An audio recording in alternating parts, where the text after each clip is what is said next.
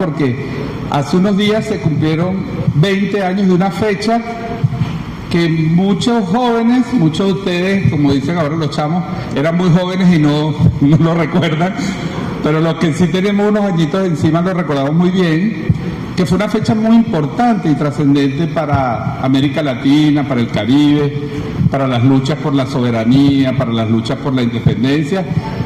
Y son los 20 años de una cosa que se llamó la derrota del ALCA. Fue un evento político que sucedió en Mar del Plata, liderizado por una generación de líderes latinoamericanos y caribeños, encabezados por el comandante Hugo Chávez, por Néstor Kirchner, por Evo Morales, por Lula da Silva, un grupo de presidentes y líderes de nuestra América que en una conferencia, en una cumbre de las Américas, le puso un freno a un proyecto de los Estados Unidos para toda nuestra región.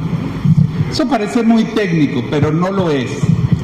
Y hoy queremos recordar esa fecha, queremos recordar sus implicaciones políticas, sus implicaciones históricas, queremos que conozcan algo de nuestra historia reciente en nuestro continente, porque hoy precisamente nuestro país se encuentra en una coyuntura muy importante, amenazado militarmente, amenazado políticamente, y es importante que esta historia que no pasó hace mucho, que es una historia de hace 20 años, y que fue protagonizada, entre otros, por venezolanos y venezolanas, sepamos algo de eso, nos acerquemos a esa historia para que nos permita eso comprender el presente. Y hemos invitado a dos personas muy importantes, muy queridas, además una de ellas protagonista directo de algo que vamos a ver primero un documental realizado por el Instituto Libres, creo que se llama así, para el Instituto para el Pensamiento Libre. Es un documental muy corto, de 25 minutos, sobre lo que sucedió en el ALCA y el debate que hubo allí político y las acciones políticas que se hicieron en ese marco de la lucha de los pueblos. Eso les va a ayudar a entender a los que no conozcan un poco lo que sucedió allí hace 20 años. Y vamos a estar con nosotros entonces la profesora, economista, bueno, no tiene un currículum que yo no lo puedo repetir aquí, Judith Valencia. Bienvenida, Judith, gracias.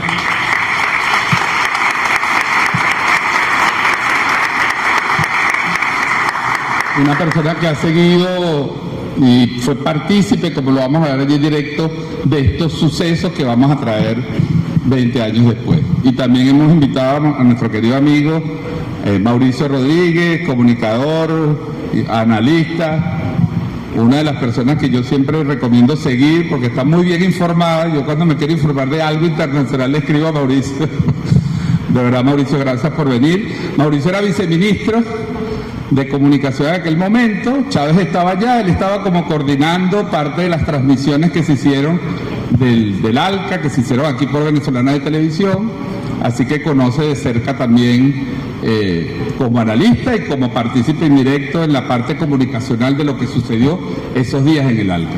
Entonces, bueno, si se me quedó alguien me disculpa, pero quiero agradecer nuevamente la presencia de todas, de todos. Vamos a ver el documental, luego vamos a escuchar a Judith, vamos a escuchar a Mauricio y unas reflexiones finales sobre este momento y por qué es importante que en instituciones como en el Ministerio de Industria, como en el Centro Internacional de Inversión Productiva, entendamos que nuestro trabajo en el área económica tiene mucho que ver con los procesos políticos, con las luchas políticas que damos. La política y la economía no están separadas, nos han querido vender esa mentira, esa falsedad de que una cosa es la economía y otra cosa es la política. Somos actores políticos en el campo económico, somos funcionarios, trabajamos para ayudar a nuestro país a salir de las dificultades, a salir de los problemas, pero lo hacemos en un contexto de lucha, de batalla de nuestros pueblos por nuestra soberanía, por nuestra independencia económica, por nuestra soberanía política como Estado. Así que los invito entonces a que veamos este documental y luego tenemos el foro. Gracias.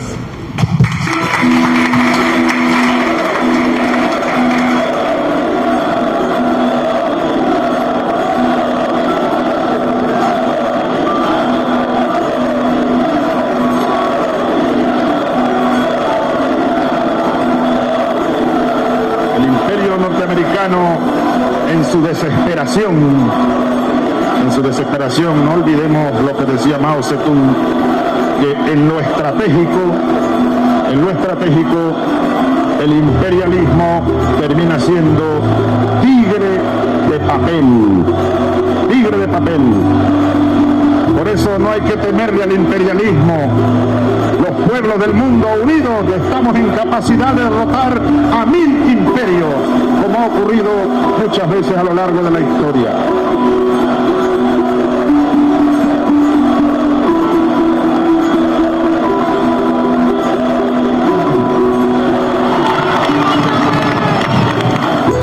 Porque el ALCA fue una propuesta, una de tantas propuestas. Pero es vieja esa propuesta. Antier se llamó de una manera Iniciativa para las Américas, la llamaron por allá por 1990. Pero ya en el siglo XVIII, naciendo aquella gran república, aquel gran estado que luego se convirtió en imperio, nació con las garras del águila imperial, lamentablemente. Desde hace 200 años, pues.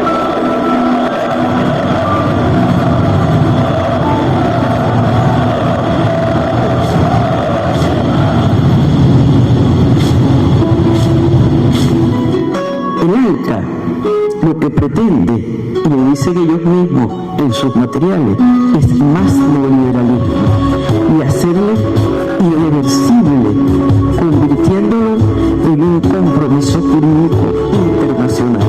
Y eso es lo que denuncian los movimientos en la calle, que va a ser una supranacionalidad irreversible e intencional. Y mantiene un sospechoso silencio, muchos puntos oscuros, muchas cosas no se saben de la negociación, y buscan que todos los servicios, educación, salud, pensiones, jubilaciones, vivienda, seguridad y otros más se constituyan en mercancías sometidas a una lógica de competencia comercial. Se hace privado lo que debe ser público. Se pretende llegar más allá de la Organización Mundial de Comercio.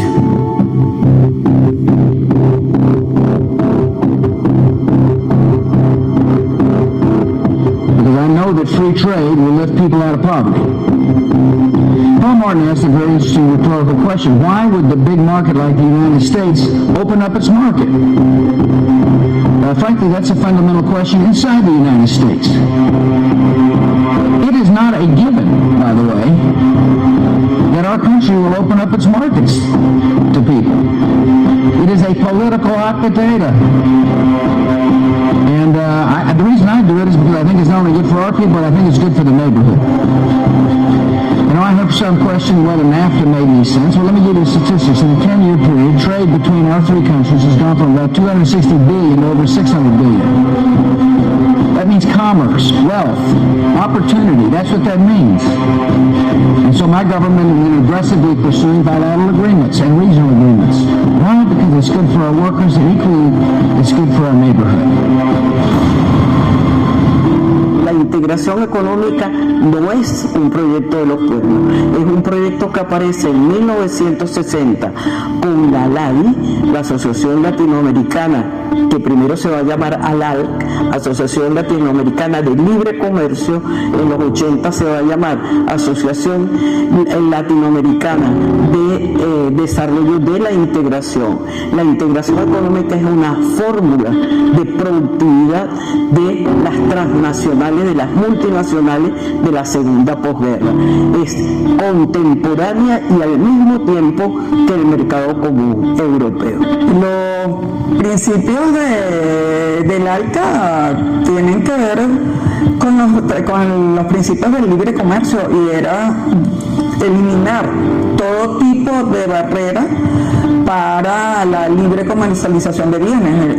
El asunto es que no era pensado en facilitarle a cualquiera, sino que las grandes transnacionales y el capital transnacional pudiera moverse libremente por el territorio.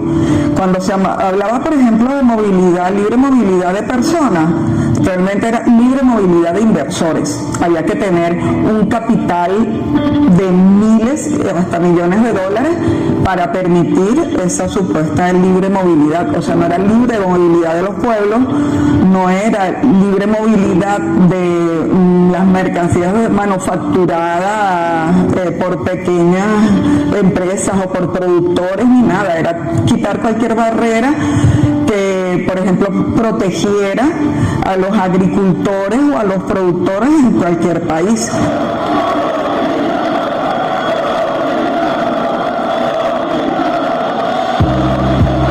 La magia estuvo en que lo que denunciaban los pueblos en movimiento, Hugo Chávez lo puso sobre la mesa de negociación encubiertas.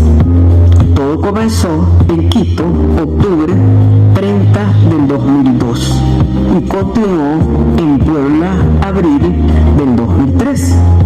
Magia poco conocida, no creíble todavía, hoy en octubre-noviembre 2025. El proceso de desenmascarar lo encubierto lo permitió la reserva de Hugo Chávez en la tercera cumbre de las Américas, en Quebec, abril del 2001. Comenzó la pesquisa.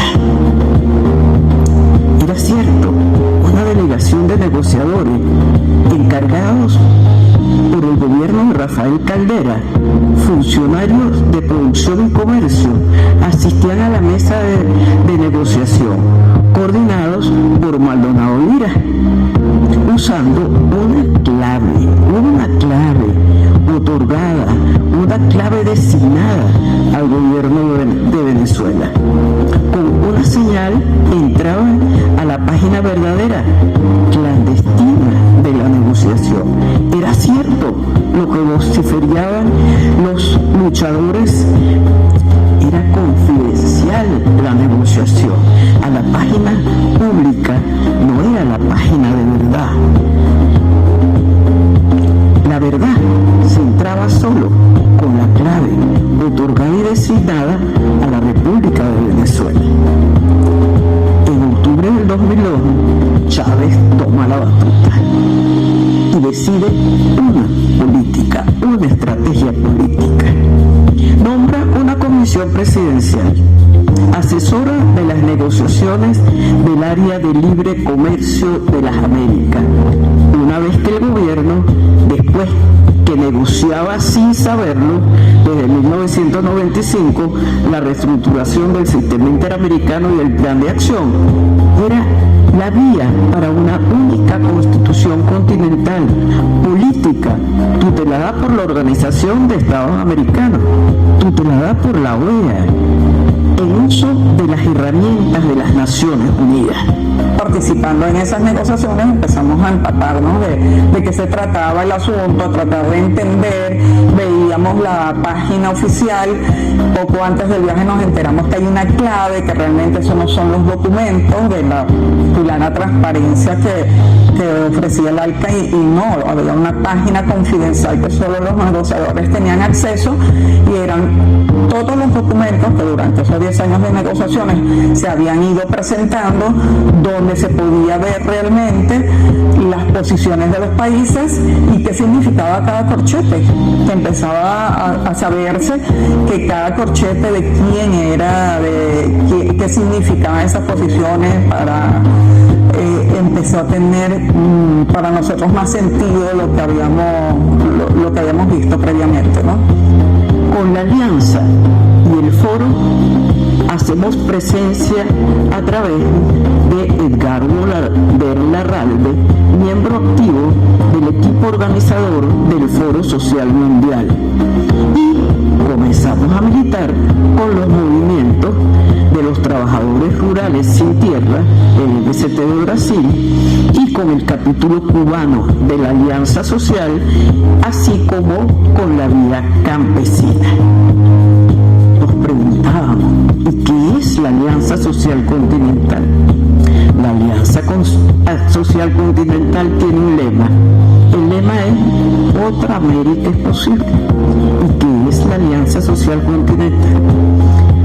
es una red de organizaciones laborales y de coaliciones ciudadanas que representan a más de 45 millones de personas a lo largo de la América, que fue creada para facilitar el intercambio de información y la conjunción de estrategias y acciones, con mira a crear un modelo alternativo y democrático que beneficie a nuestros pueblos.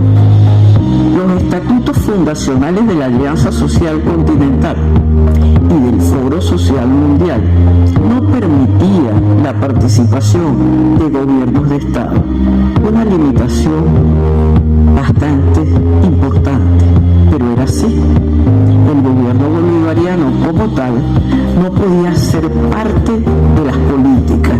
Tuvimos que inventar la forma de estar sin estar. Organizaciones sociales cubanas tenían su capítulo en la Alianza Social Continental y convocaron un segundo encuentro hemisférico de lucha contra el ALCA.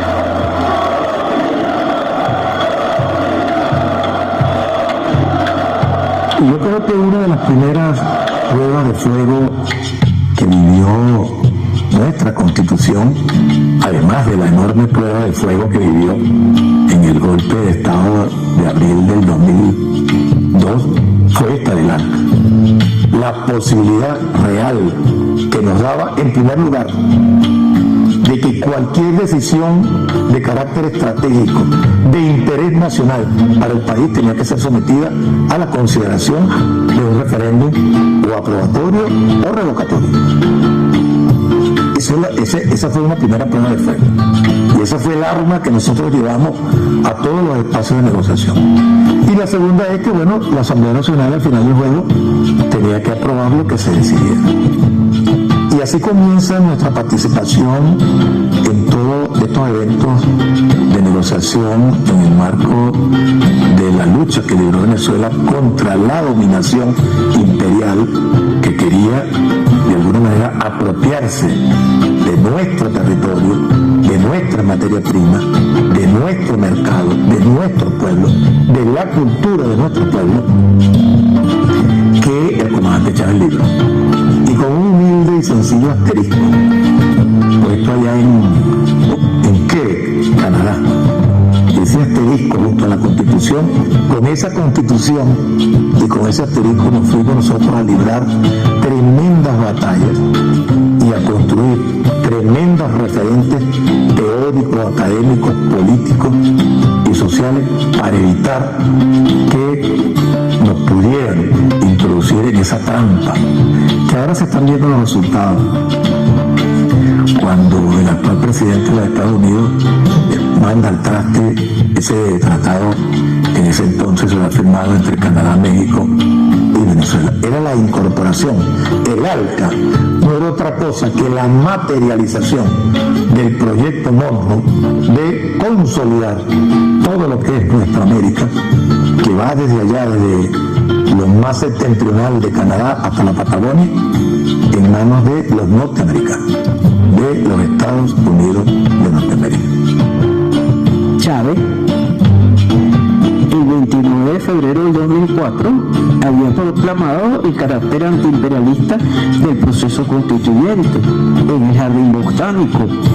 Y sigue a Bolívar. ¿Qué decía Bolívar? Bolívar decía: los Estados Unidos parecen destinados. Pero ya Chávez sabía que no era que parecía, sino que habían sido destinados y habían buscado su destino manifiesto. Había sido reconfirmado en el revocatorio del 15 de agosto de 2004. Se había presentado ante el Tribunal Internacional Antiimperialista que se reunió en el Poliedro un 14 de agosto del 2005. ¿Y qué dice Chávez en ese tribunal? En ese tribunal, Chávez confiesa que para el 2004 la paloma comenzó a convertirse en serpiente. Primero que ya en Miami era mi primera experiencia como ministro, porque era la última ministerial que se iba a hacer, para luego de allí ir ir a Mar del Plata. En Miami tenía que salir todo perfecto para lo que el gobierno de los Estados Unidos había planificado. Esto no fue casualidad que se escogió Miami porque Miami es muy bonita y es chévere, ¿no? Es porque el gobernador de ese estado era su hermano. Y a este humilde ministro de entonces le dieron una visa por 24 horas. Y en 24 horas teníamos que resolver las 300 y pico páginas que tenía ese documento, con la cantidad de asteriscos, corchetes y asteriscos, y ¿cómo se llama ese? Paréntesis, que ya nosotros le habíamos colocado. Y habían allí dos artículos, el 4 y el 5, si mal no recuerdo, que eran para nosotros punto de honor, pues. Punto de honor. Opcionamos un último documento. Ese último documento es un memorándum presentado al Comité de Negociaciones Comerciales en Miami en 2003. Pero el de Miami queda sobre la mesa. Suspenden las reuniones porque los piquetes de calle les hacían pique la negociación imposible y convocan para Puebla 2004.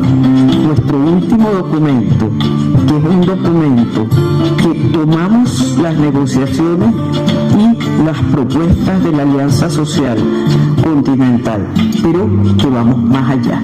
El piquete de calle en lucha en esas decisiones de Miami impide que se discuta, pero no solo eso, sino que en esa reunión los andinos, los otros miembros de la comunidad andina, deciden no seguir con el ALCA, sino con tratados bilaterales. Nosotros decidimos parar el debate, pero anexar en ese documento de Miami la propuesta de Venezuela y la sugerencia y los reclamos que Venezuela hacía cuando nos recordaba que afuera había un pueblo siendo reprimido porque estaba en contra del ALCA, porque ese pueblo iba en contra de los intereses de ese pueblo.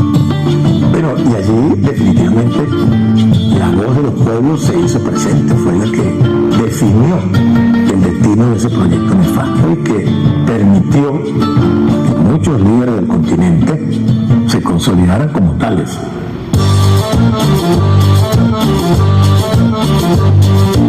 Ya Néstor, un buen conspirador. Estábamos en Mar del Plata. El plan era enterrar el ALCA. Pero éramos un grupito como mosqueteros, como 3 mosqueteros contra un batallón. El batallón aquel que venía lo dirigía George Bush. Y nosotros éramos 3, 4. No pasábamos de 5. Es decir, Néstor, Lula, Tabaré, el paraguayo Nicanor apoyando allí, y yo. Teníamos que parar el ALCA y enterrarlo en Mar del Plata. Y la batalla fue muy dura, 8 horas de batalla. Y hay un momento en que Néstor me dice: Hugo, ven acá, cuando yo necesite que alguien hable y vamos a derrotar a esta gente por cansancio, vente conmigo y no nos vamos hasta que no lo derroten al Bush y su gente, todos los presidentes, casi todos, menos nosotros aquí. Y me dice: cuando yo necesite que tú hables y acansando, te doy la palabra sin que tú la pidas. Le dije: trato hecho. Me la dio como 3 veces.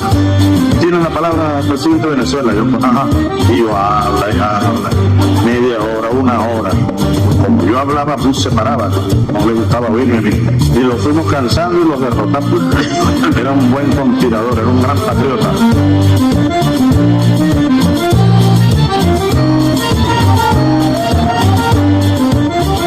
Salimos de la estación del bus y automáticamente empezaron todos los francotiradores norteamericanos en todos los techos de los altos edificios y unos movimientos sociales abajo que estaban, bueno, dando alaridos por ser escuchados, y que tenían reuniones en absolutamente todas las universidades que habían en Mar del Plata y en todos los colegios que habían y en todas las fábricas que había, se daban reuniones de lo que ellos llaman reuniones temáticas. Esos 2 días siguientes en Mar del Plata no durmió. Mar del Plata no durmió porque todo era cochado. O sea, le llegaban que, cuidado, bueno, no era muy especial, los movimientos sociales no eran los guardaespaldas de Kirchner, no eran el primer anillo de seguridad del comandante, era algo increíble. Ve cómo los piqueteros resguardaban a ese hombre y lo protegieron hasta el final del encuentro. Y entiéndase que para nosotros el sur es un concepto no solo geográfico, sino político, ideológico. Porque en una ocasión yo hablaba del sur y algunos mexicanos me decían, Chávez, ¿y nosotros? Si a los mexicanos para nosotros son del sur. Esto es un concepto político y esa es una de las grandes tareas que tenemos hoy nosotros, recuperar la conciencia del sur. Como dice Mario Benedetti, el sur también existe, nosotros somos el sur de la tierra, nuestro camino es el sur. La Unión, como proyecto de Miranda, después como proyecto de Bolívar, que es un espacio vital que pretendía desde México hasta la Patagonia, la patria grande, es un espacio de una dimensión tal y era la práctica de la unión, era la unión entre pueblos. Fíjate, ahí hay un elemento interesante. El ALBA propuso la unión entre pueblos, y por eso del ALBA hay gobiernos que entran y gobiernos que salen. Los gobiernos que no estén ejercidos por sus propios pueblos salió Honduras, ¿de acuerdo? Salió Honduras en el momento en que no estuvo más Zelaya. A lo mejor ahora sale Bolivia, qué sé yo, pero el término de unión es unión entre los pueblos, es mecanismos y herramientas que no tienen que ver con las fórmulas ni de la Organización Mundial del Comercio, ni del área de libre comercio, ni de la reestructuración del sistema interamericano.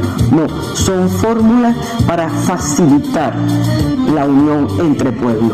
Ese es el recorrido de ese tiempo de lucha nuestra en contra del ALCA, de lucha nuestra y de los pueblos de la América por la no permitirse imponer la Constitución única con la reestructuración del sistema interamericano. Pero entre tantas cosas de las que hoy hemos venido a hacer aquí a Mar del Plata hoy, y cada uno de nosotros trajo una pala de enterrador, porque aquí en Mar del Plata está la tumba del ALCA.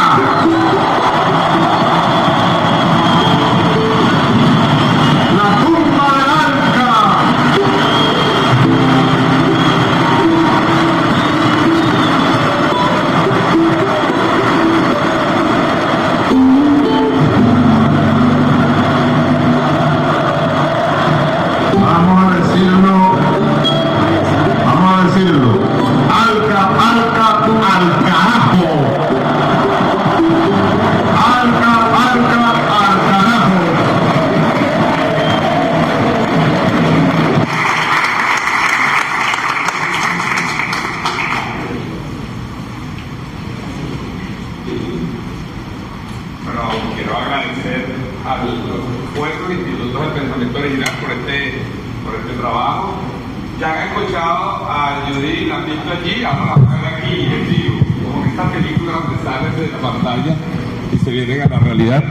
Entonces, bueno, mientras acomodan esto, recordar, porque no lo dije yo al principio, pero muchos de ustedes lo saben, evidentemente, ALCA son las siglas de el Área de Libre Comercio de las Américas, que es una propuesta que hizo Estados Unidos en los años 90, el presidente Clinton, para crear una gran zona de libre comercio. Se trataba de que los pueblos no iba a haber aranceles, no se iba a cobrar nada, supuestamente todos íbamos a competir, y como íbamos a competir, chévere, íbamos a hacer todo chévere. Por supuesto, Estados Unidos iba a dominar todas nuestras economías, y ese fue el planteamiento que estuvo de alguna manera en discusión y en debate en Mar del Plata. Así que bueno, vamos a pedirle a Judith y a Mauricio que nos acompañen aquí.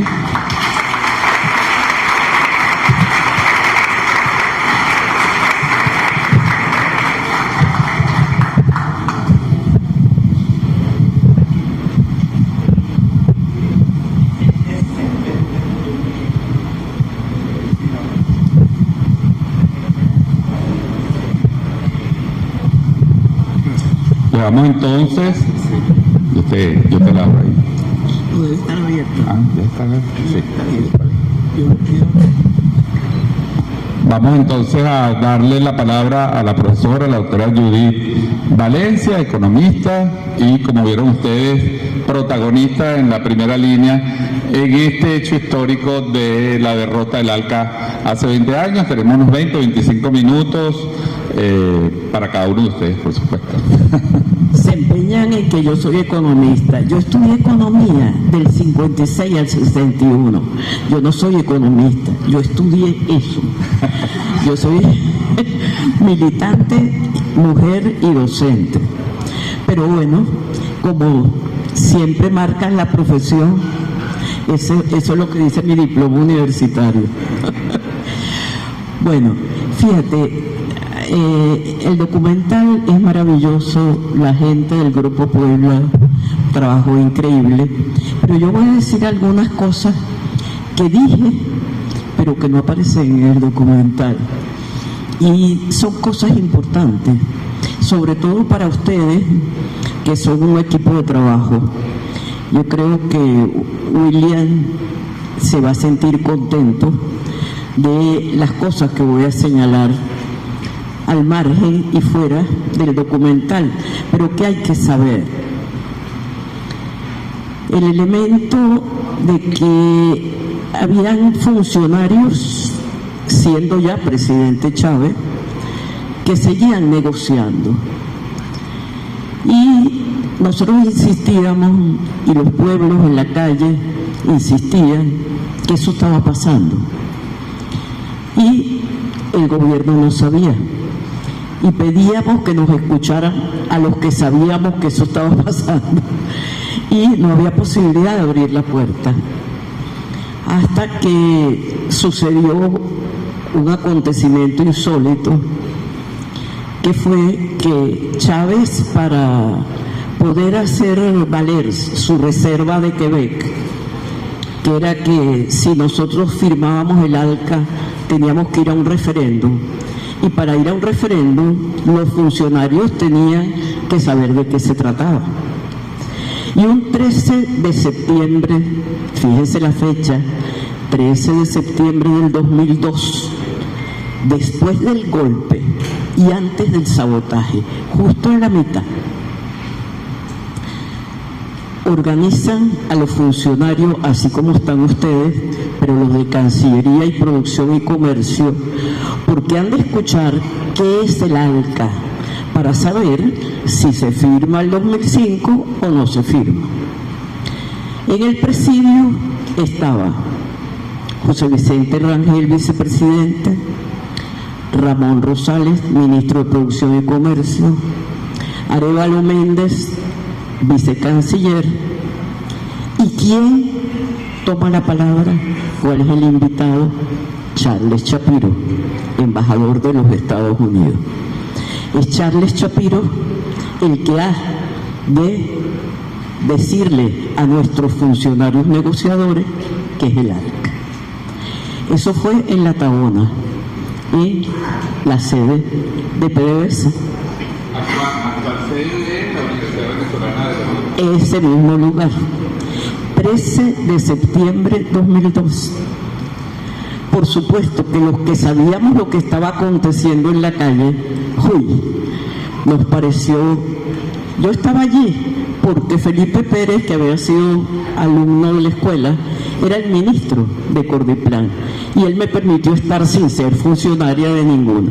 Por supuesto salí de ahí horrorizada, buscando qué puerta se me abría para poder llegar y decir lo que estaba aconteciendo en la calle, porque ignorábamos totalmente que desde el 92, desde el grito de Chiapas en el 91, 94 y desde el 92 cuando celebraron los 500 años, la movilización en todas las calles, desde México hasta la Patagonia, eran increíbles y nosotros no estábamos allí presentes. Pero después que aparece Chávez en la palestra, esos pueblos en la calle pedían desesperadamente ser escuchados por Chávez. Y nosotros los teníamos, sabíamos que existían, pero el gobierno ignoraba que la Alianza Social Continental se había establecido, había comenzado a luchar desde el 91 con el grito de Chiapas en el 94 y se habían establecido en el 97. ¿Por qué? Porque allí tenían la experiencia del Telecán, del Tratado Bilateral de México con Canadá. Sabían de qué se trataba, sabían lo que venía escondido. Además, que había aparecido un acuerdo multilateral de inversiones que alguien se robó y metió en la red en el 97, y se sabía que uno de los elementos clave del proceso de reestructuración del continente era darle libertad plena a los inversionistas. Los inversionistas, como dice Carlín los inversionistas iban a tener libertad total por encima de los estados. Y eso estaba, y la gente en la calle lo sabía, esos 45 millones que estaban con Alianza Social Continental. Y la Alianza Social Continental asistía al Foro Social Mundial en Porto Alegre a partir del 2001. Es decir, todo eso estaba, y nosotros como gobierno no estábamos, porque no podíamos estar como gobierno, pero tampoco estábamos políticamente como sociedad. Y bueno, ante ese hecho de que Chapiro era el que iba a formar, por supuesto, Chávez se entera, y después que se entera, toma la batuta, con la batuta en la mano, trabaja una estrategia, descubre que Venezuela estaba negociando, y venía negociando desde el 95, y ya era 2002. Yo recuerdo cuando se descubrió que de verdad, lo que los pueblos decían, que la página que ellos abrían no era la página, sino que existía una página confidencial en donde se entraba con una clave. Los pueblos lo decían, y cuando lo descubrimos fue increíblemente maravilloso. Ahora, ¿qué es lo que nosotros tenemos que destacar de ese hecho? La audacia de Chávez. O sea, Chávez, una vez que toma la batuta, audazmente, ¿cuál es la primera orden? No solo que organiza una comisión que estuve coordinando, maravillosa, una comisión increíble, que trabajó increíble, porque le tomábamos el pulso diario a lo que acontecía en el mundo. Entonces nombran una comisión, pero no solo eso, sino que la primera orden que recibimos es que la clave se le dé a los movimientos. Entonces, cuando recibimos la orden que la clave se le dé a los movimientos tienen muchísimos más argumentos para realmente elaborar por donde había que elaborar el contraataque al ALCA. Y eso es un elemento importante. Pero hay otra cosa importante, y es importante ¿por qué? Porque nosotros no podemos separarnos de lo que está aconteciendo en toda América y en el mundo, tenemos que estar allí. Y resulta que no, que seguimos con piquetes chiquiticos, no, tenemos que hacernos presentes, pero presentes con una política que se debata, con difundir, tarea que tienen ustedes, con difundir exactamente qué es lo que acontece y cómo nosotros hemos resistido y por qué hemos resistido, qué es lo que tenemos por dentro que nos permite resistir. Ese es un elemento, y ya les voy a dar otro, que es cómo llega Chávez el 2005 a Mar del Plata, porque no es el mismo Chávez del 2002, el 2005, el Chávez que llega a Mar del Plata es otro Chávez. Pero un elemento importante del inicio de esa lucha en la calle es que íbamos con un piquete de calle, pero el piquete de calle no era cualquiera. Yo quiero viajar, yo tengo pasaporte, yo voy. No. El piquete era Iris Valera, Eduardo Piñate, Jacobo Torres, Nicia Maldonado, Guadalupe González, que es del 23 de enero. O sea, eran personas que realmente tenían poder de decisión, poder de poder elaborar en la calle la política. O sea, no era que nos llegaba por el aparatico, no teníamos aparatico en el 2002 todavía, ¿de acuerdo? Entonces no, era una elaboración en caliente, una elaboración en conjunto con la comisión, con el equipo, con los que estaban en la calle. Vive tenía a José Antonio Varela, tenía a Luis Berrisbestia, Vive iba con nosotros, era parte del equipo y al mismo tiempo estaba. Entonces era increíblemente la posibilidad de elaboración política con activistas de verdad, con activistas que estaban allí. Y le estoy hablando de octubre de 2002. Eso sigue caminando y en el 2003 empezamos a descubrir cómo era la cosa. Cuando Carlín dice lo que empezamos a descubrir, mire, nosotros llegamos a Puebla con el documento en físico, como hacíamos en la universidad, para entregarlo en la mano. No, eso había que mandarlo en electrónico un mes antes. Entonces no nos lo querían recibir, no se podía entregar en físico.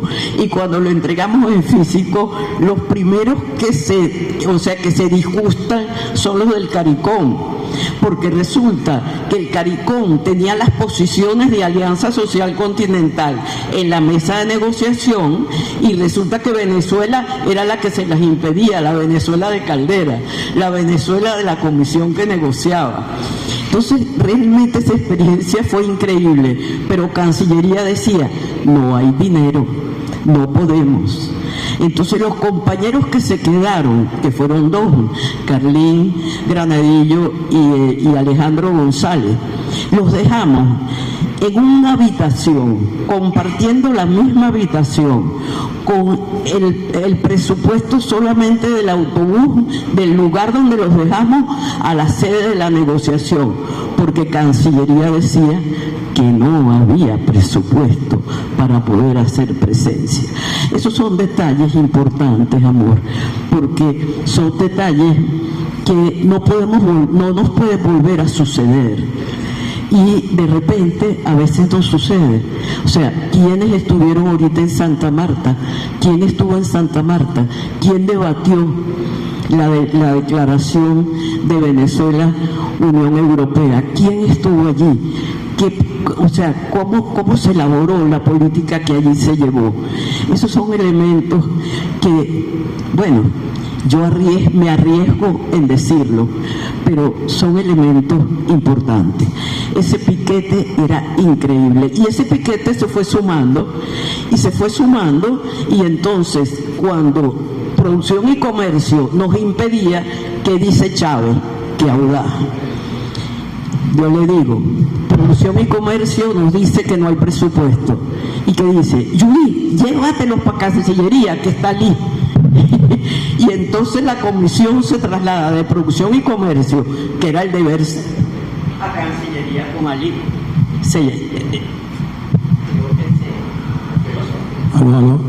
Aló. Así ya está. Bueno, entonces llévatelos con Ali.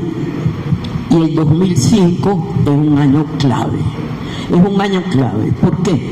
Porque en el 2005 todos sabemos que ha habido la celebración del encuentro Fidel-Chávez en diciembre del 2004. Pero la conversión de la cooperación Cuba-Venezuela se transforma ya en el ALBA, en el cuerpo práctico del ALBA, en abril del 2005. Y ahí comienza la fuerza de las misiones. Y no solamente las misiones, nace Telesur. Y no solamente nace Telesur y hay la fuerza de las misiones, sino que está Petrocaribe, están las nociones de Petrocaribe. Y además de las nociones de Petrocaribe, comienza todo un tiempo en el 2005 con la fuerza que llega Chávez a Mar del Plata. ¿Y por qué llega con esa fuerza? Fíjense ustedes que no había otro gobernante en América Latina. No. Evo aparece en el 2006, Correa aparece en el 2007, Ortega retoma en el 2007. No, era el proceso constituyente y la audacia y la capacidad de Chávez de articular toda esa fuerza que estaba en la calle. Esa fuerza que ustedes ven allí estaba en la calle, ya no está en la calle. ¿De qué manera está ahora? Pidiéndole a los gobiernos progresistas que le cumplan con sus derechos. No. En ese tiempo no estaban pidiendo que le cumplieran los derechos, no. Estaba denunciando la estrategia del imperio. Y eso es a lo que tenemos que volver, a la denuncia de la estrategia, porque es una estrategia que, óyeme, pasaron 30 años para formularla. Desde la caída de Goulart, 1964 hasta 1994, cuando empieza la política de cumbre, son 30 años de articulación de toda la institucionalidad del continente América para establecer una única Constitución.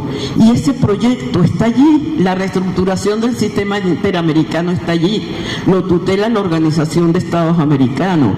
Y por supuesto nosotros no estamos en la política de cumbre porque la OEA tiene la doctrina anticomunista como doctrina, que la firmó en la 10ª Conferencia Panamericana en 1954. Entonces no puede estar Nicaragua, no puede estar Cuba, ni puede estar Venezuela en la política de cumbre, porque eso está tutelado por la Organización de Estados Americanos, que tiene una doctrina en su seno.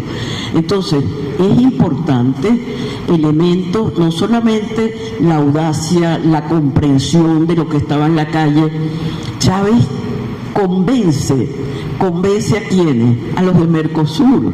¿Por qué? Porque les dice, Mercosur no es unión de pueblos. Mercosur es una integración económica que es una fórmula del capitalismo.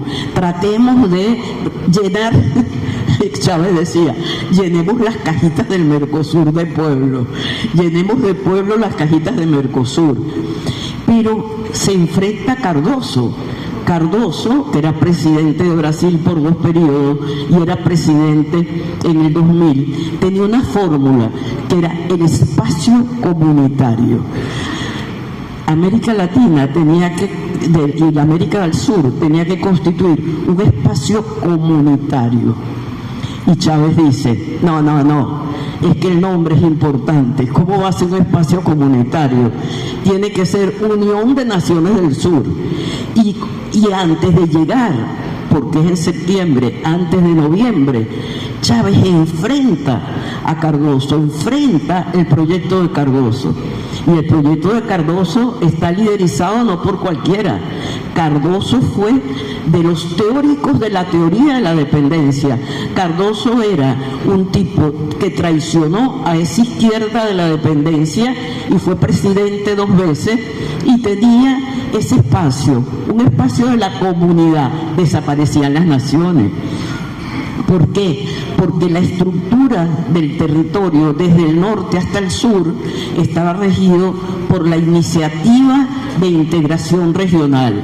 Y la iniciativa de integración regional, que es el IRSA, está todavía allí, está todavía pendiente. Y esa iniciativa se queda con el Esequibo. se queda con el Esequibo porque nos quita todo lo que es la porción de Guayana. Entonces es realmente importante entender cómo llega Chávez, y llega solito y convence, pero convence haciendo un análisis de la diferencia entre integración y unión de los pueblos. Llega ya con el cuerpo teórico del ALBA de la mano de Fidel, porque fíjense, ese es otro elemento importante, William. Cuando Chávez habla, dice, "How are you, Fidel?". Vamos a saludar a Fidel. Nos decía permanentemente que él no le importaba estar en manos de Fidel. Él celebraba estar dándole la mano a Fidel. Él celebraba esa conjunción temporal con Fidel que no podemos olvidar, Entonces son elementos importantes para poder ver esa dimensión de proceso. ¿Por qué pudo lograr eso? ¿Por qué podía decirle a Kirchner y Kirchner decirle a Chávez, como dos amigos y dos militantes de la calle, vamos a cansarlos y habla todo lo que tienes que hablar para derrotarlos por cansancio? Y así fue. Bush se fue. O sea, Bush se derrotó por cansancio y por el gentío que había afuera, por las medidas de seguridad de afuera. O sea, entonces es importante seguir con esa pauta de el debate diario, el tomarle el pulso diario a la estrategia del enemigo, no dejar pasar la estrategia del enemigo. Es importante, y ser audaz, porque en ese momento Chávez no tenía la fuerza que tuvo después del 2006, ¿no? Y sin embargo, ¿qué hizo? Reconocer la fuerza de la calle, reconocer la fuerza de los pueblos y montarse sobre los pueblos, ¿de acuerdo? Y ser capaz de con esos pueblos mandar el ALCA al carajo. Mandarlo, pero está en la reestructuración del sistema interamericano. Ese proyecto sigue allí, ese plan es la estrategia del enemigo y sigue allí. El problema es que se les hace difícil, después de estos 25 años, abrir las cartas y ponerlas sobre la mesa. Se les hace muy difícil porque quedan al descubierto. Y además, después de que bombardearon Yugoslavia y quitaron Yugoslavia, bombardean Palestina y desaparece Palestina, después de la crueldad de 1991 en adelante, después del 2001 y la ida a Afganistán, Irak, Libia, Siria, es imposible que ellos pongan las cartas sobre la mesa porque saben de la reacción mundial que podía haber en relación a poner al descubierto que el plan es una constitución única continental en la que desaparece hasta los ejércitos desaparecen, y aparece la OTAN, no solo en el Caribe, sino también en la Patagonia. Aparece la OTAN ubicada como el ejército y la policía como coacción social al interior de los estados nacionales.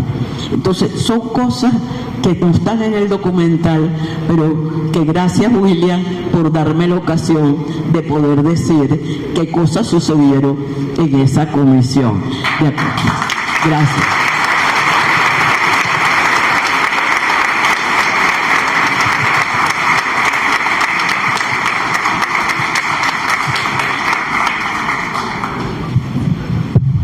Gracias, Judith, por traernos este testimonio de primera mano de una persona que fue protagonista de estos hechos, que a veces nos pueden sonar como, repito, lejanos o complejos de entender, pero que si lo vemos en un marco histórico, si lo vemos un recorrido de estos 25 años, como terminaba diciendo Judith, son elementos que definen nuestra identidad hoy como nación. La lucha por la soberanía, la lucha por la independencia, la lucha por sacarnos de encima la dominación histórica sobre estas tierras, sobre nuestros recursos, sobre nuestros sistemas políticos, es una constante de nuestro pueblo. Y un poco lo que hace este maravilloso documental y lo que nos complementa extraordinariamente Judith es esa idea de que conozcamos esa historia de lucha, que la comprendamos y que nos sintamos parte, que lo que hacemos en el día a día de hoy, en condiciones muy distintas, por supuesto en condiciones políticas, porque la historia es dinámica, porque los procesos van cambiando. Nosotros en el 2005, Judith, bueno, Mauricio, tú lo sabes, no teníamos ni una sanción encima, no teníamos nuestra economía constreñida, coercionada, presionada, asfixiada, como sí ha estado estos últimos 10 años.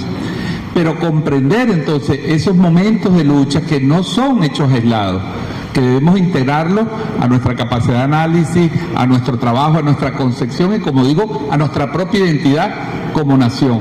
Son elementos de la historia que están vivos en el presente y que por eso es tan importante que Judith nos haya recordado esas cosas. Yo quisiera darle la palabra a Mauricio para que nos haga entonces de alguna manera, Mauricio, como conversábamos antes de comenzar, una conexión en todos estos hechos y el momento presente. El momento presente es un momento, bueno, es el que nos ocupa a todos, ¿verdad? Lo que nos ocupa y nos preocupa por lo que vemos en las informaciones, por lo que vemos ahora en las redes sociales, por las declaraciones, por las medidas que se siguen tomando contra nuestro país, contra nuestras naciones, las políticas que se están desarrollando. Entonces me gustaría que Mauricio de alguna manera nos traiga esos elementos históricos que son recientes, que están vivos, pero que hoy tienen una expresión diferente o de alguna manera transformada en nuestra realidad. Adelante, Mauricio. Hola, buenos días. Gracias por la invitación, William. Cuesta añadir palabras a Judith y al documental que valgan la pena escuchar, ¿no? Y como yo me pongo nervioso, a pesar de haber sido ministro, viceministro de Comunicación, diplomático, en público siempre me pongo un poco nervioso. Al inicio siempre estoy inventando a ver con qué palabras empiezo. Y Chávez me lo permite.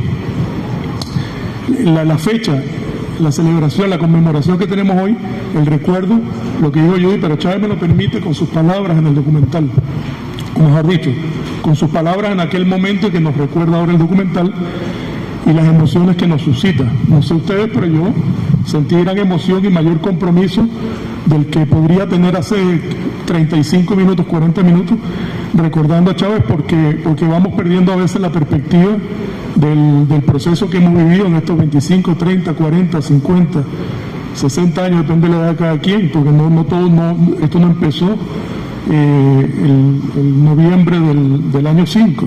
Esto es una lucha constante, como Judith nos venía contando, y la capacidad que tuvieron, por suerte, digamos, teníamos gente que había luchado en periodos previos en Venezuela y que estaban preparados para atender estas circunstancias y haber logrado convencer, ayudar a convencer, acercarse, aproximarse al comandante Chávez y ayudarlo a entender también lo que estaba pasando. Sin embargo, claro, tenemos que recordar, tomo palabras del ministro, de quien era ministro entonces, Castro Soteldo, aquí como jefe, director de la escuela de la Universidad de los Hidrocarburos.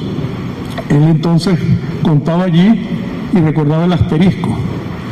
Y el asterisco era probablemente eso que Judith nos venía diciendo que pasó después del 2004, y Chávez y su intuición, su conocimiento, su sentido del deber, su comprensión de su papel, su comprensión del imperialismo y la lucha contra el imperialismo, lo llevaba a entender que tenía que poner un asterisco, quizás para ganar tiempo también, como decía Judith y decía Castro Soteldo, el asterisco era: tenemos que consultarle al pueblo.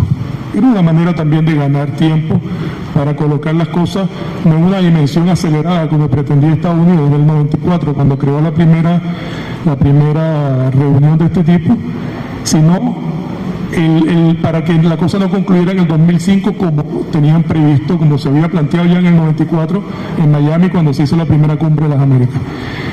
William me pedía que hiciera también un repaso histórico, porque claro, estos son los incidentes, el momento que se estaba viviendo entonces, pero es un proceso largo, como también explicaba Judith, del papel del imperialismo en América Latina, en el mundo entero, pero concretamente en nuestra región, o en lo que ellos siempre han venido llamando el hemisferio occidental. Yo recuerdo cuando Jorge Arreaza se burlaba, pues decía que esto no es un hemisferio, los hemisferios son norte y sur, pero bueno, en todo caso han utilizado ese lenguaje para hablar de América, hablan del hemisferio occidental.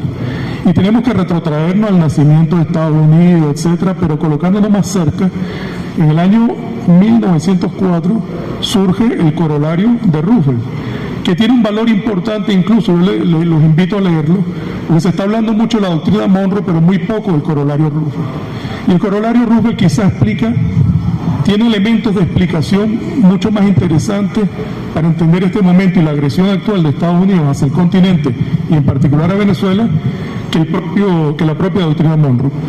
Porque si uno agarra la doctrina Monroe y la separa de las interpretaciones y sabiendo lo que hace Estados Unidos, pareciera hasta inocua.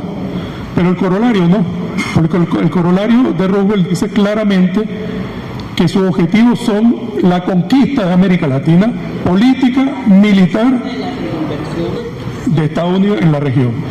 Militar y económicamente y políticamente. Lo dice expresamente, no hay dudas. Al punto que el gobierno Trump, si ustedes buscan la página web de la Casa Blanca, el gobierno de Trump hace un mes, el mes de octubre, se conmemoró el aniversario del natalicio de Roosevelt, que fue presidente de Estados Unidos.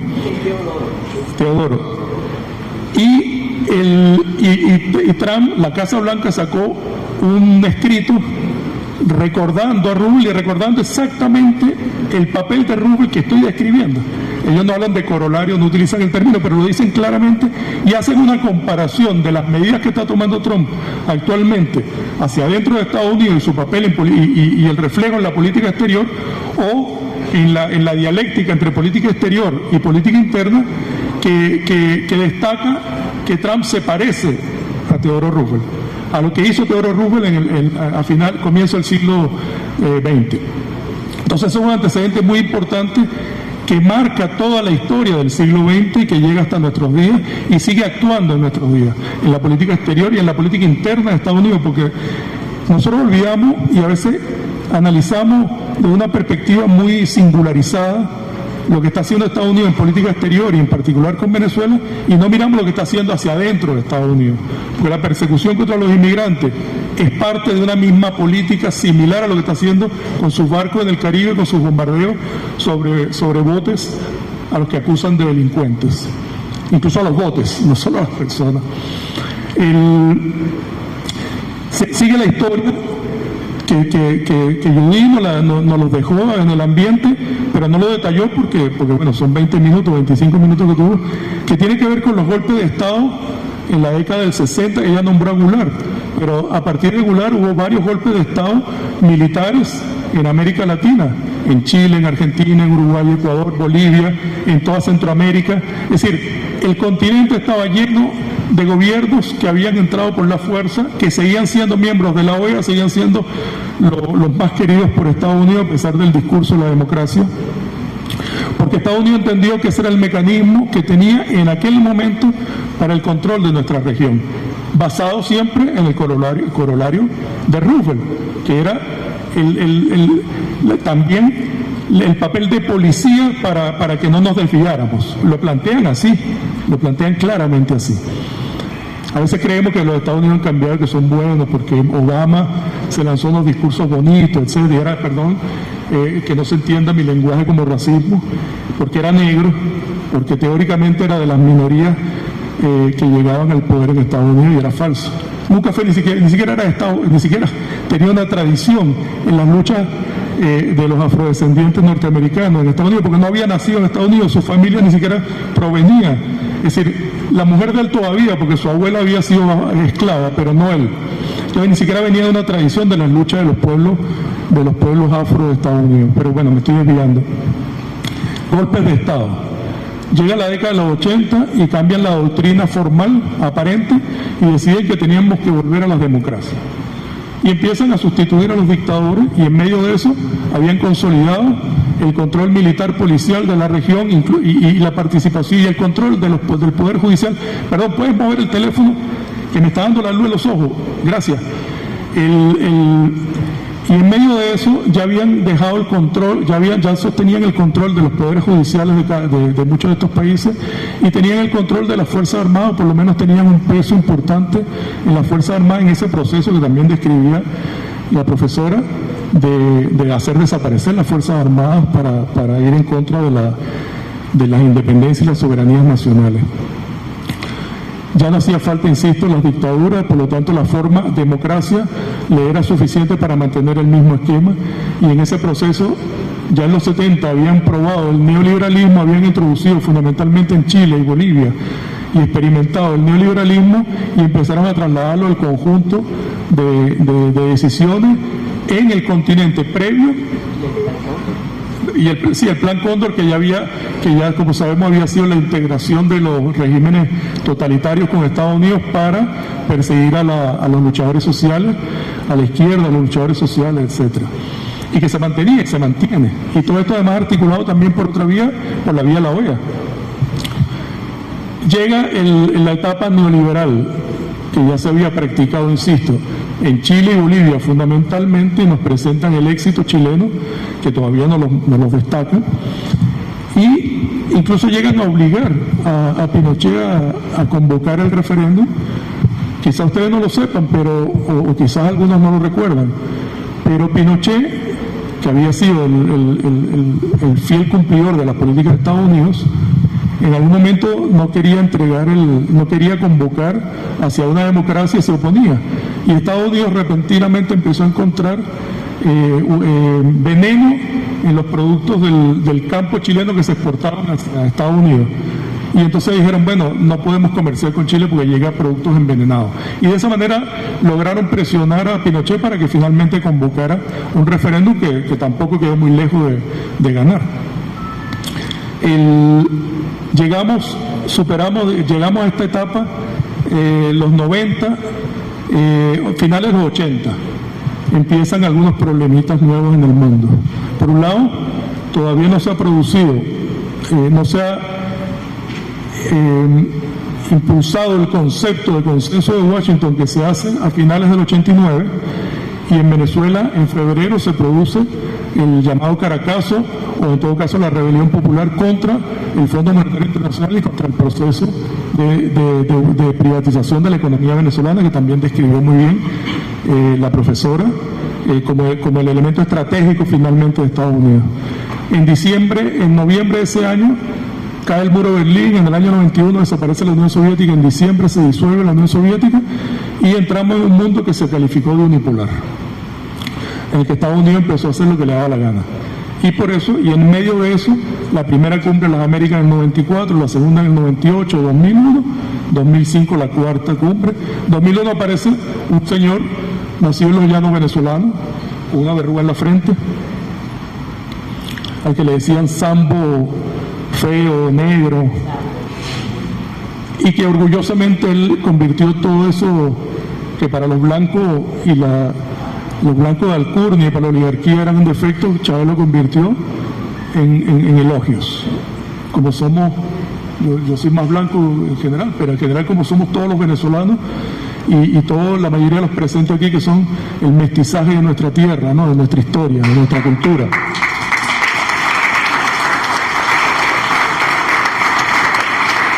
Y Chávez simbolizaba también eso, que no es poca cosa, porque tiene que ver con la capacidad de generar identidad real de lo que éramos los venezolanos y que no lo sabíamos, que teníamos vergüenza. Todos queríamos ser yanquis.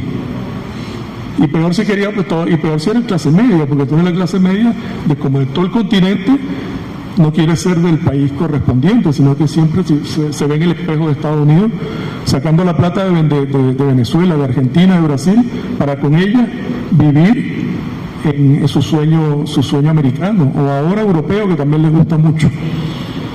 Y Chávez se identifica, es una expresión concreta, es una síntesis, es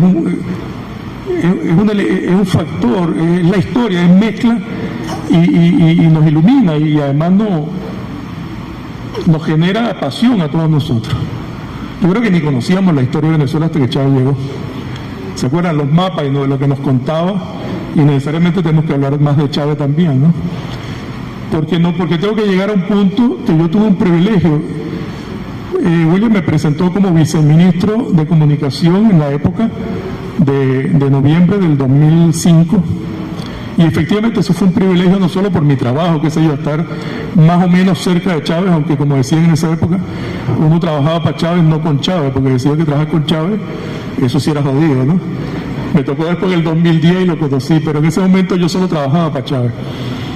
Y Chávez llega 4 o 5 de noviembre, me parece que eran viernes y sábado, que es cuando se desarrolla la cumbre. Yuri Pimentel era el ministro de comunicación, mi jefe entonces, y me dice, mira, el comandante Chávez para mañana paraló presidente. Ellos llegaron en la tarde, el sábado, casi noche. Quiere hacer un pequeño registro, un pequeño video para el aló presidente, pero que tiene que ver con las imágenes que no se transmitieron. Ustedes recordarán que ese evento no se transmitió en vivo. Se transmitieron la instalación, se grabaron unos pedacitos y prohibieron la transmisión en vivo. El presidente le pide, el comandante Chávez le pide a Néstor Kirchner, presidente argentino, le dice, oye, dame los videos, pues todo se grabó. Inicialmente les entregaron al ministro de Comunicación unos videos que no servían, no se podían utilizar porque era un formato raro, no entendíamos, lo llevamos a un sitio y no logramos y perdíamos tiempo. Pero logramos que nos llegaran después los videos, y eran como 8 o 9 horas, como Chávez dice allí, que estuvieron 8 horas en el debate. Y ahí yo tuve el privilegio, pues me tocó la tarea de tener que ver las 8 horas y hacer desde, no sé, las 8 o 9 de la noche del sábado un video con unas instrucciones directas del comandante Chávez, directas a Yuri y a su vez, que me llegaron a mí, y de lo que él quería representar de cómo había sido la cumbre y que no se había visto. Y hablaba de que él quería mostrar el ping-pong. Ellos decían, nosotros decíamos, ellos decían, nosotros. Él hablaba ahí que él y los otros 4, la profesora también, de los presidentes de Mercosur, el de Paraguay se llamaba Nicanor Duarte, que era de derecha. Y por cierto, les voy a decir aquí una infidencia que menos mal que están grabando. Tuvo mucho más coraje que el presidente Lula de Brasil, a quien se ha ensalzado mucho por lo del ALCA, y no es cierto. No es cierto.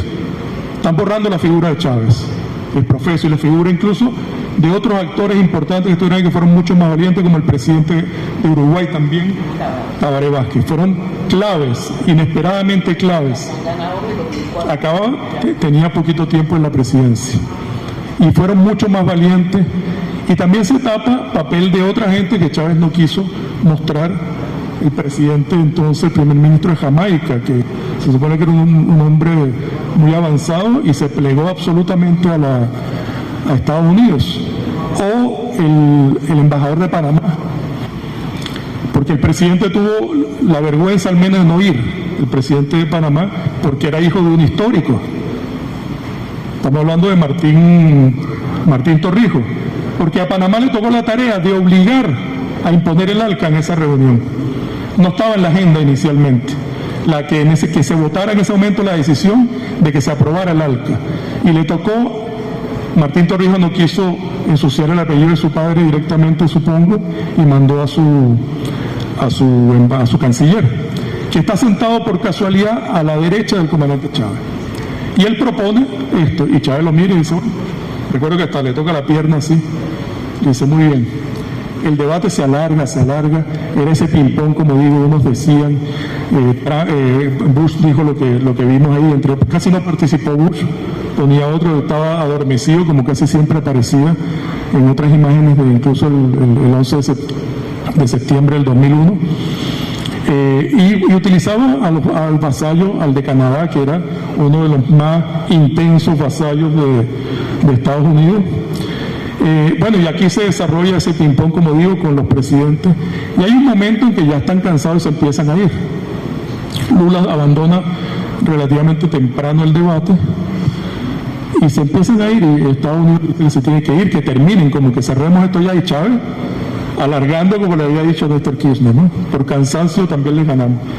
Y en eso el canciller de Panamá dice que él también se tiene que ir, y Chávez le hace así en la pierna y dice, coño, chico, bueno, coño, no dijo coño, pero chico, tú empezaste esta vaina, tampoco es esta la palabra, pero déjenme Imaginar cómo Chávez lo hubiera dicho si no estuviera en un espacio diplomático.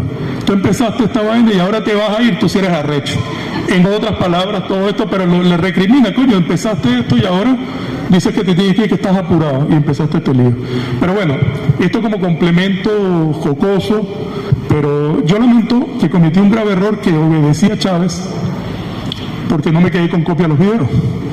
Porque los videos tenían que entregarse porque era material que se supone que no era completamente público, ¿no? Entonces, y desconozco a dónde fueron a parar esos videos y nunca he sabido eso y no sé quién los tendrá o si alguien sabe que los tiene. Porque a lo mejor quedaron ahí porque además no estaban marcados porque teníamos que hacerlo todo sigilosamente, ¿no? Y lamento porque ahora me encantaría poder verlos y poder además hacer una producción de eso mucho más intensa, ojalá y difícilmente poder encontrarlos en Argentina ahora, quizá en el futuro sea posible. Pero bueno, en ese marco, después del ALCA, siguiendo las instrucciones de William sobre el momento y todas las emociones que nos genera y todo lo que nos decía Judith y lo bonito que era esa época, ¿no? Es decir, yo estaba ahí y tengo añoranza. Me encantaría que pudiéramos estar moviéndonos en esas coordenadas de la movilización popular, de los gobiernos que resisten de verdad y no solo se hacen llamar progres o progresistas para condenar a Venezuela siempre desde una perspectiva que no parezca de derecha, pero que constantemente es útil para la derecha y en particular para el imperialismo. Muchos de los gobiernos de América Latina y de otras partes que se hacen llamar progresistas y que están luchando contra el resurgimiento del fascismo en el mundo, pero saludan a María Corina Machado y su Nobel de la Paz lo celebran. Hubo golpe de Estado después del 2004, hubo varios golpes de Estado en América Latina, contra Evo Morales, 2008, contra Honduras en el 9, contra Correa en el 10, contra Lugo en el 12, contra Dilma Rousseff en el 14, Zelaya en el 9. Vemos, esa fue la reacción. Si no ha parado, como dice la profesora, es decir, esa fue una victoria grande, importante, que todavía sigue siendo importantísima. Sin esa victoria, no sé dónde estaríamos ahora. Imagínense si no hubiera nacido Chávez, en términos políticos lo digo. Bueno, si no hubiera nacido físicamente, pero que no hubiera aparecido en el 2001 y empezar a hacer voy a utilizar, perdón, nuevamente una expresión grosera, pero como dicen en España, una mosca, para empezar a hacer la mosca cojonera, una ladilla, pues, en el ámbito de lo que se quería imponernos apenas en el 2001. Recordemos también que en el 2005, después de esto, Chávez tuvo un discurso en Naciones Unidas, escucha. El 2005 hubo un discurso que ha pasado desapercibido, porque el del 2006 se lo comió.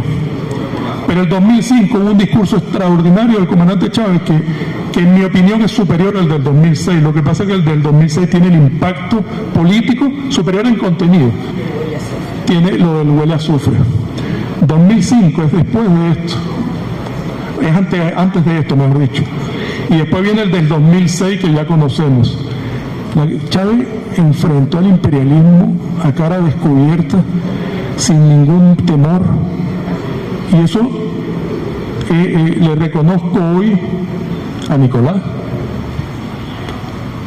Nos cuentan historias de traiciones que se están desarrollando en el entorno del presidente y los hermanos Rodríguez y el otro, y son las mismas historias que cuando falleció el comandante Chávez empezaron a especular los mismos medios europeos y norteamericanos, que empezaron a hablar de la traición entre Nicolás y Diosdado, que uno había hablado con la CIA y el otro con la DEA para entregar al otro. Todo esto tiene, al menos desde la época de la enfermedad del comandante Chávez, incluso antes, pero quiero colocar esa fecha porque es el presente posterior al fallecimiento del comandante Chávez, ¿no? Y empezaron las intrigas de las debilidades que supuestamente teníamos y todo. Se sigue escribiendo muchas cosas sobre las cuales yo me río, porque en otra época, cuando trabajaba, por supuesto, cuando Estados Unidos nos amenazaba, nos poníamos muy nerviosos y también temíamos, Recordemos esto,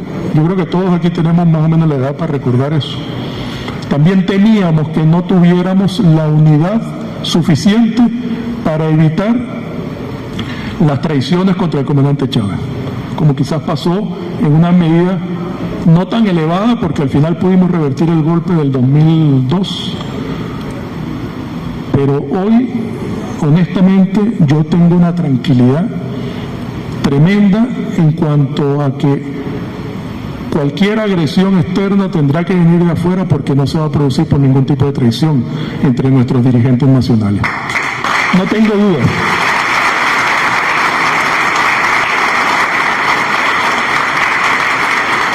Y no tengo dudas no porque yo sea optimista, ni porque sea un superanalista, no, porque hemos vivido 10 años, 15 años de agresión constante y casi no ha habido traiciones. ¿O es que no hubo un Trump 1? Recordemos, en condiciones de mucho más difíciles de las que estamos viviendo hoy, y eso lo conoce mucho mejor William, bueno, todos lo conocemos, pero William lo ha tenido que trabajar y demostrar científicamente por el trabajo que desempeña en él y su equipo, y todo, y bueno, muchos de los que están aquí presentes, que trabajan en ese equipo o están en el doctorado, en el observatorio. Las medidas coercitivas unilaterales que nos llevaron a pasar trabajo y más trabajo. Y en medio de esta circunstancia, unos idiotas tomaron un puente el 30 de abril del 19 y sellaron su derrota histórica, que es lo que me da tranquilidad. Porque el 30 de abril del 19, a partir de ese momento, desapareció la oposición de derecha criminal de Venezuela, con poder, el poder de esa derecha. La derecha no ha desaparecido. Y además se enraizó mucho más la unidad del pueblo, nuestra Fuerza Armada, que finalmente son el pueblo armado, como me gusta más decir, como decía el comandante Chávez, ama siempre. Y hemos empezado a mejorar con grandes dificultades y estamos lejos de solucionar los problemas del país, muy lejos, pero estamos en mejores condiciones que entonces. Y en aquella época que las condiciones eran más jodidas, piensen ustedes, ¿quiénes traicionaron? Cuando la traición era más barata, que era más fácil. Oye, en Estados Unidos, Leopoldo López, que es bocón, por suerte, y le gusta contar cosas, mentiras y algunas verdades, porque para que la mentira tenga éxito ahí tiene que estar rodeada de alguna verdad. Él cuenta qué pasó en esa fecha. Nuestro gobierno algún día, la historia lo contará, los detalles de cómo derrotamos esa fecha, ese golpe de Estado, y me estoy desviando, pero creo que es lo mismo. Porque estamos enfrentando al mismo enemigo con las mismas intenciones. Si no, veamos lo que propone María Corina Machado cuando ella sea la jefa de este país. ¿Qué dice? ALCA, que según su sueño, ¿no? Esa fecha, ellos cuentan que el Estado Mayor militar, el general Padrino y los demás compañeros, ya habían acordado la toma del poder en contra de Nicolás Maduro. Y el Tribunal Supremo de Justicia iba a sacar una sentencia legitimando esa acción en contra de la democracia venezolana y en particular del gobierno. Y eso no pasó. ¿Qué pasó entonces si eso no pasó? Si ellos tenían amarrado eso y no pasó, los engañamos. Es decir, ellos lo están diciendo. Trump 1 le llegaban con pajaritos preñados contándole cómo esto se estaba cayendo y cómo nuestro alto mando militar, y lo han dicho, incluso lo dicen creo que lo dice Bolton en su libro también, que ya estaba amarrado todo con el alto mando militar y con el Tribunal Supremo. Y nosotros, la astucia ya no era el llanero personalmente, pero la astucia del llanero y lo que nos sembró a todos nosotros y a los compañeros que están al frente del gobierno, que trabajaron con el comandante Chávez de manera constante, fueron formados políticamente algunos de ellos desde más jóvenes, con caras de pendejos, porque además, como siempre, subestiman. logramos engañar al imperialismo, que estaba convencido de que no, que esto se iba a desmoronar solo. Ustedes no están leyendo lo mismo en la prensa ahorita, de que todos los días sale un artículo en el New York Times, no sé quién, que nos dice que hay unas fuentes de humo, eso no lo dicen, pero fuentes de humo, que dicen que el presidente se va a entregar, se va a ir a vivir con la plata que se ha robado a cualquier lugar del mundo, pero cómodo, tranquilo, al margen de todos nosotros somos poco importantes, pues. La traición vendría desde el propio jefe de Estado, según eso, ¿no? Que los hermanos Rodríguez, que Diosdado, que etcétera, etcétera, etcétera, el padrino, todos los días. Y no han podido contra, ni podrán, como hashtag, no han podido ni podrán. Y ha sido la astucia también, la capacidad de engañar al enemigo, un enemigo que subestima, pero que en este momento conoce, porque es el mismo presidente Trump, el mismo que fue engañado, y por lo tanto probablemente con más rabia, ¿no? Es el mismo que sabe que no tiene operadores confiables en Venezuela, que no tiene conocimiento real de lo que pasa en Venezuela, aunque nos cuenten cualquier pamplina, no tienen conocimiento, no tienen embajada de Estados Unidos, las embajadas de Europa que siempre le han servido como factor, y algunas de América Latina como factor de inteligencia, tampoco tienen la capacidad que tuvieron en otros momentos, porque también hemos aprendido a controlar eso, porque además la capacidad de nuestro proceso de defenderse, de generar inteligencia, contrainteligencia, también está presente. No estamos en el 2001, que en aquella época que éramos más débiles en el sentido del control de todo este aparataje, y lo que contaba la profesora en este aspecto del que estábamos debatiendo, éramos mucho más débiles, y sin embargo no pudieron en aquella época, ni podrán ahora. Y bueno, creo que cierro, porque ya estoy pasado el tiempo, y creo que he cumplido con la tarea que me fue encomendada. Muchas gracias.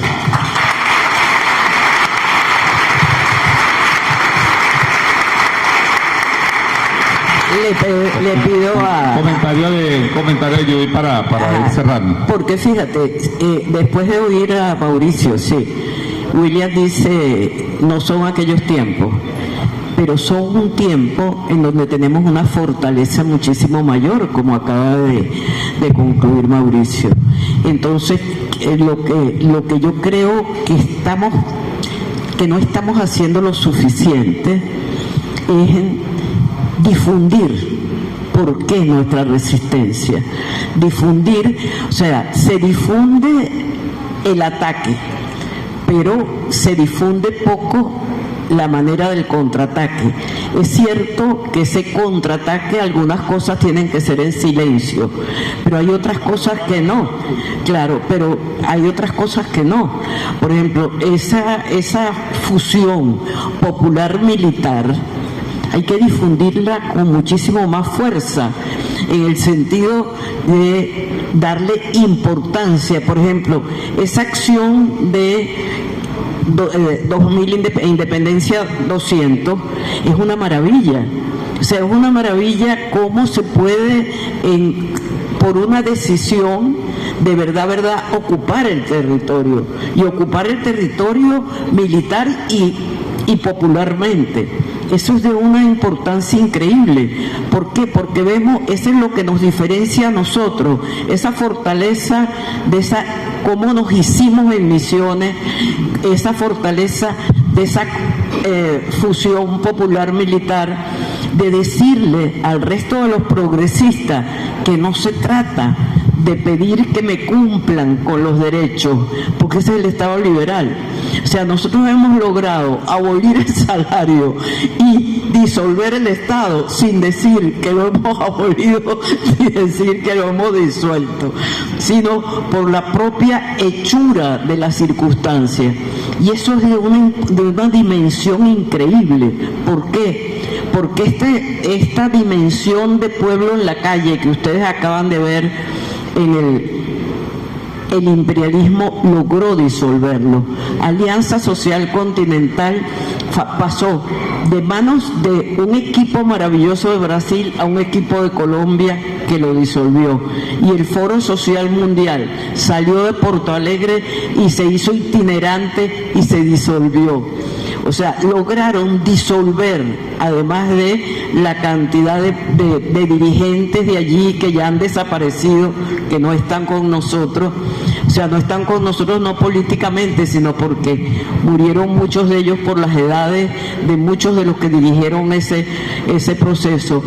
Pero hay que buscar la fórmula de cómo decir lo que no se puede decir. Así como nosotros encontramos la fórmula de estar sin estar, o sea, porque tanto la Alianza Social Continental como el Foro Social Mundial, por limitaciones políticas, impedía que Chávez hiciera presencia como gobierno de Estado.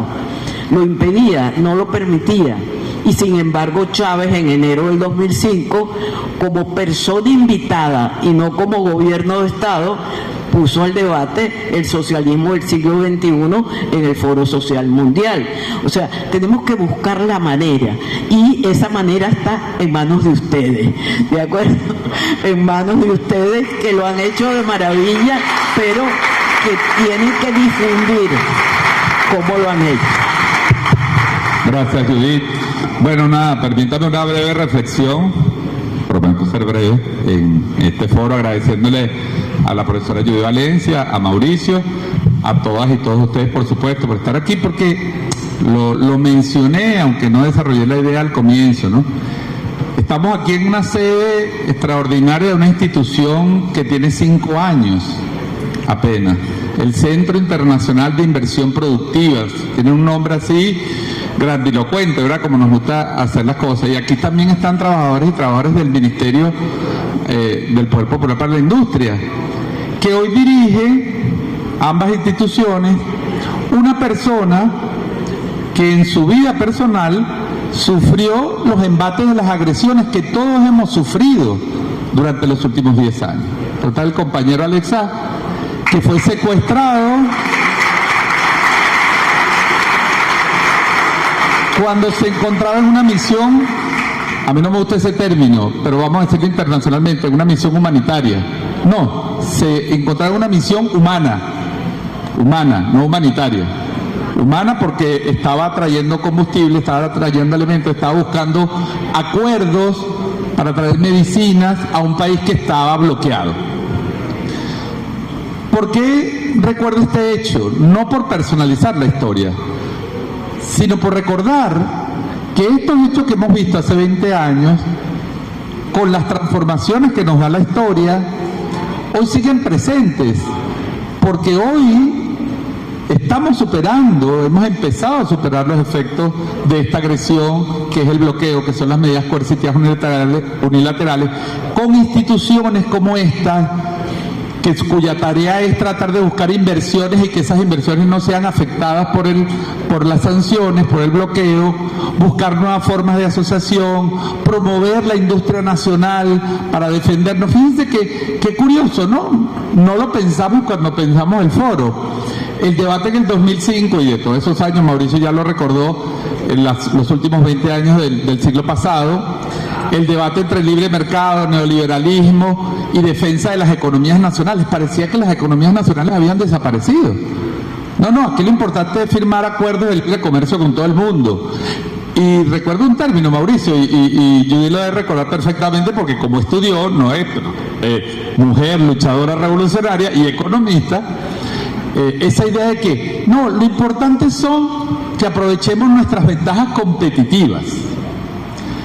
Es decir, esa idea que se nos impuso en los medios, bueno, ¿cuáles eran las ventajas competitivas de nosotros? Recursos sin valor agregado, recursos físicos, agua, petróleo, energía y mano de obra. Entonces ustedes con mano de obra barata, trabajando para el gran capital y poniendo los recursos humanos, así se van a desarrollar. Eso es más o menos el discurso neoliberal de los años 80, 90 en nuestros países. Y hoy hago la conexión con el presente, esa suerte de revivir el corolario Roosevelt, pero revivirlo casi que literalmente, con una actitud de prepotencia política, donde Judith, tengo una sola diferencia: ya no se oculta el proyecto, ya no se oculta la intención. Antes se disfrazaba, consenso de Washington, ALCA, vamos todos a ser desarrollados maravillosamente porque nos van a invadir con importaciones, esas importaciones son baratas, entonces vas a pagar menos porque las cosas van a ser más baratas. Así es lo que dijo Bush: todos vamos a hacer en este vecindario, vamos a vivir maravillosamente, mientras ustedes nos pongan mano de obra barata y nos regalen sus recursos naturales. Entonces hoy, en esta institución, en ese ministerio que está trabajando por reconstruir una industria nacional que compita, pero que compita con una visión de Estado, no que compita en términos de la lógica mercantil del capitalismo, que compita, que sea capaz de generar empleo, que sea una industria que también pague sus impuestos, que cumpla con el país, que atienda los derechos sociales de los trabajadores, dentro de un proyecto, una visión de Estado, de una economía de bienestar, de una economía humana, de una economía que produzca para redistribuir y no que produzca para enriquecer a unos pocos. En ese contexto de ese debate que sigue vivo, el debate que estaba antes de Chávez, el debate que abrió el Caracazo, el dramático hecho del Caracazo, que abrió un debate sobre cuál era el rumbo del país, el debate que hoy está presente después de 10 años de medidas coercitivas unilaterales, siguen siendo elementos que son importantes, que son necesarios para la conciencia, para la formación. Estamos aquí para hacer un trabajo técnico, pero estamos aquí para construir un proyecto de nación, para seguir construyendo un proyecto de nación soberana, independiente, con una economía propia, que decida por sus propias decisiones, su rumbo y su camino. Así que ha sido una ocasión extraordinaria de escuchar a Judith Valencia, que siempre es tan maravilloso escucharlo, a Mauricio, y de verdad con la atención. ¿Ah? También es maravilloso escuchar, pero es que a ti te fastidio todos los días. Ya es cotidiano que yo le pregunto cosas, intercambiamos ideas sobre lo que está pasando. Así que gracias a todos ustedes por venir. En nombre de nuestra vicepresidenta ejecutiva, Delcy Rodríguez, en nombre de Alexa del CIC, muchas gracias a todos y todas.